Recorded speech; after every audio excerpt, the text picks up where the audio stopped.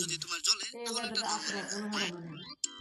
আরে ছোট সরকার দরজা খুলুন। আমি খুলবো না, চালা যাবো শ্রী যদি এই বাচ্চা থার্ড হুকাকের নাতি না হতো শোনাটা আমার কসম এই বোকাচোদার হাত পা বেঁধে পুরো টাঙ্গিতে ফেলে দিতাম।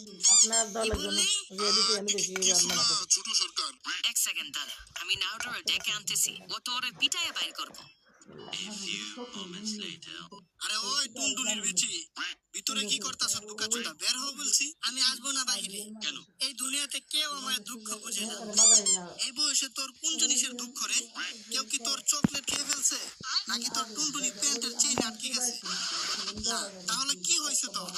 আরে নারুটো, আমি এই জিনিসটা বুঝতাছি না। যে মহিলা সারাদিন বাংলা খায়, লাল পানি খেয়ে নেশা করে, টাল হয়ে পড়ে থাকে, ফুটপাতে বাস কন্ডাক্টরের সাথে খাওয়া খেলে, এরকম মহিলাকে কোন বোকাচোদায় হুকাকে বানাইছে? আরে লেডি সুনাডের ওই লুচ্চা বুইড়া হুকাকে বানাইছে।